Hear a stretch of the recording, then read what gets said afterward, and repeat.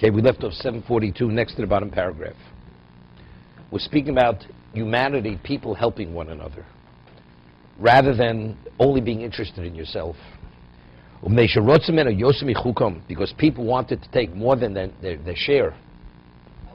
And they even sought out, this has to do with your question about competition, they even sought out which was not even permitted to them, which they had no right to.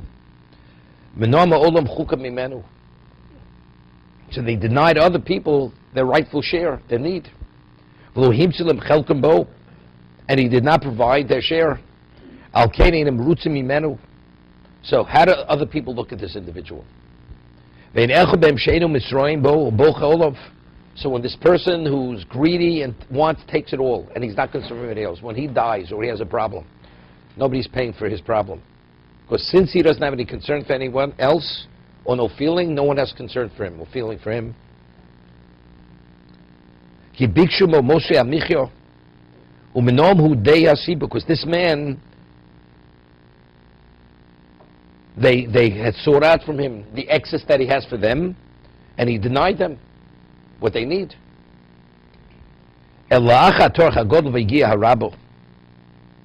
And they only came upon what they needed with great effort, because this man took their portion, their share.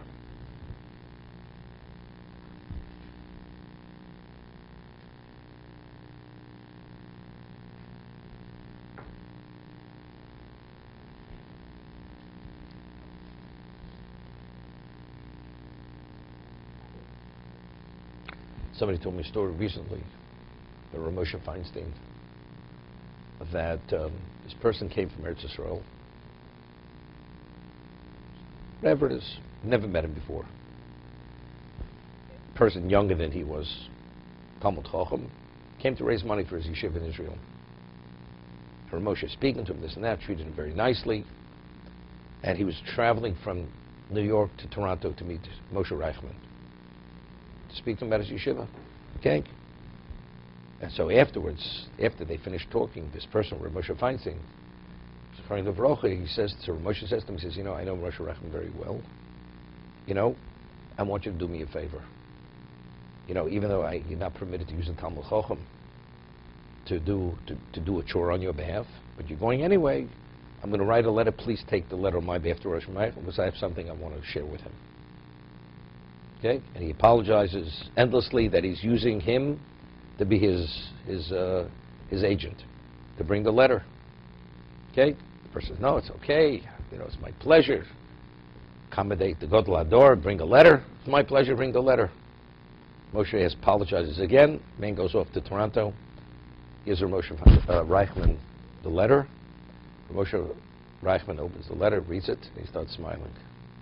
He had written a letter to Moshe Reichman, to support him. He wrote the letter for him. Just the other way, that he should make sure to take care of it and support him properly because he's somebody special, so on and so forth. But he didn't want the person to feel that's what he was writing. So he was sending a letter, on his own behalf. And he was asking him, do him the favor to bring the letter. Okay? That was Moshe Feinstein. So how could you not see this man as being somebody, and anything he needs that you would not want to help him? There's a famous story, Reb Baruch Ber Leibowitz, Zechel Tzadik Lebroch, in the Kamenetz Rosh Yeshiva. He was a yeshiva bacher in his yeshiva who became engaged to his daughter. And then afterwards, in Europe, when they became engaged, the father of the Kala would buy a gold pocket watch for the chosin. That was the engagement gift they would give.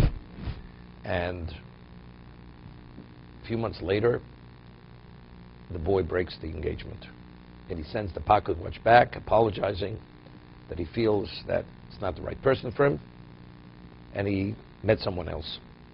So you'd think it's embarrassing to the father of the Kala, break the engagement to this, because he found somebody who you feel was more to your liking. Nevertheless, and he asked him to write a letter of recommendation for him about what kind of Talmud Chacham he was that he should be able to give to his future father-in-law. You ever hear such a thing? Reb Baruch Ber wrote the letter, Because the truth was he was. That he, whatever he did was what he hurt him personally, that has nothing to do with him. But he wrote a letter as if nothing ever happened. Yeah. Yeah. It's more impressive than walking through Harlem from LaGuardia Airport. Okay.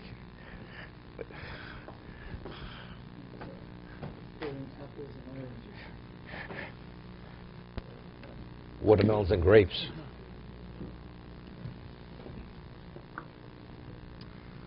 Okay.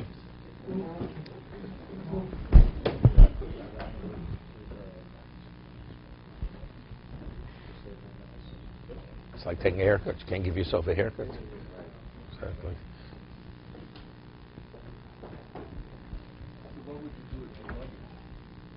No, see, yeah, he left the luggage. He told the taxi cab to deliver it to his house.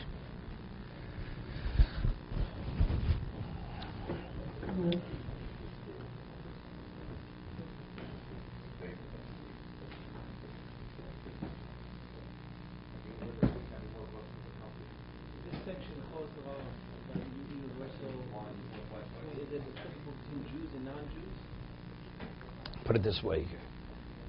To a degree, yes, to a degree, not.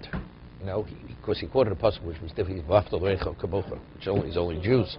But still, a Jew within a certain degree has to behave properly, and he can't just be hard-hearted, cold-hearted, say, he's a goy, let him die. It depends. It depends what kind of goy you're dealing with. In Europe, there were times, that's the way he had to deal with the goy. But let's say, where the goy is whatever it is. If the goy sees the Jew in a positive light, the goy will behave properly. In Europe, regardless of where the Jew behaved, the goy was the goy. The level of anti-Semitism was they'd eat the Jew alive if they could. So as good as the Jew would be for the goy, it didn't make a difference.